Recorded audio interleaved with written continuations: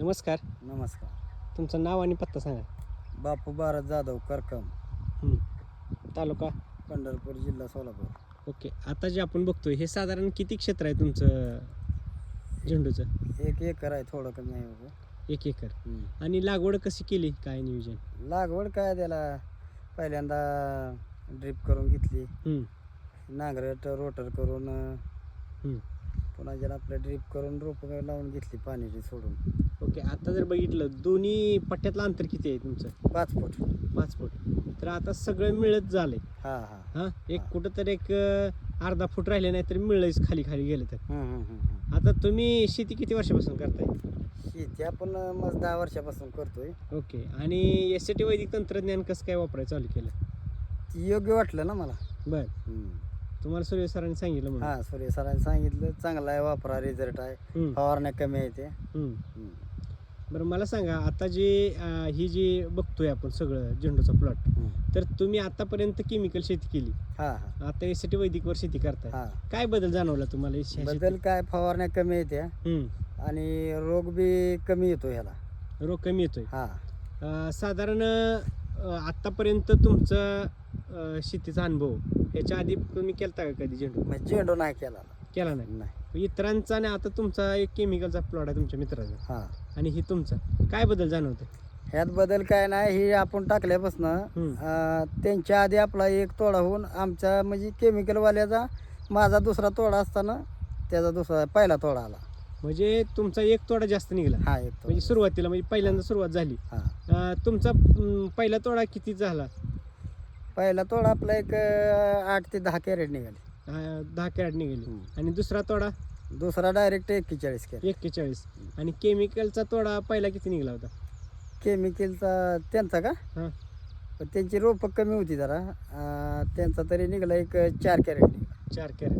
म्हणजे तुमचा त्यावेळेस 41 कॅरेट निघाला होता, बरोबर? तेव्हा त्यांचं 4 कॅरेट. 4 कॅरेट. मग त्यांचं क्षेत्र जरी थोडं कमी धरलं तर मग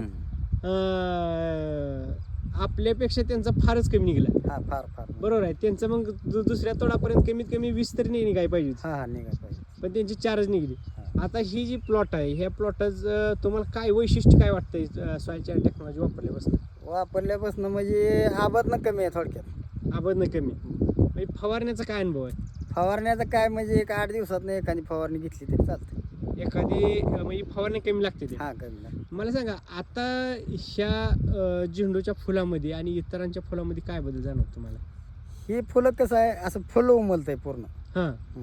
आणि मार्केटला मध्ये काय बदल वाटतोय? मार्केटला फरक आहे. काय फरक? फरक म्हणजे एक 2-4 रुपये जास्त मिळतात. म्हणजे तुम्हाला रेट पण जास्त मिळतोय. आता साधारण लागवड करून किती दिवस झाला आपल्याला? आता कमीत कमी 2.5 महिने झाले. 2.5 महिने. म्हणजे जसं रोप लावलं तसं पाऊसच आहे. पाऊस आहे, बरोबर. पाऊस पण नाही. मला सांगा, एवढ्या पावसात केमिकल्स प्लॉट टिकलेत आहे का? नाही, करप्यानं गेले तर 80%. 80%. आणि आपलं जर आता बघितलं 20% आहे तर ती बी आता उपटून टाकायच्या मार्गावर आहे. आणि आपला जर प्लॉट बघितला तर आता नवा असल्यासारखा वाटतोय. हो. म्हणजे 1 महिना 1.5 महिना झाला. तर आता ह्याला जर बघितलं सेटिंग आणि ह्याची जर संख्या बघितली फुलाची, तर एकदम जबरदस्त आहे. जे शेतकरी फुल शेती करणार आहे किंवा इतर सगळे शेतकरी करणार आहे, त्यांना काय एक संदेश देऊ इच्छिता? सगळ्यांनी वापरावं, चांगला आहे प्रोडक्ट. सॉइल चार्जरचं काहीच अडचण नाही ते. ओके. तर जर तुम्हाला ह्या वर्षी सॉइल टेक्नॉलॉजी माहितीच भेटली नसती तर आज काय परिस्थिती असली? आज काय झेंडू उपटून टाकला लागला. बर.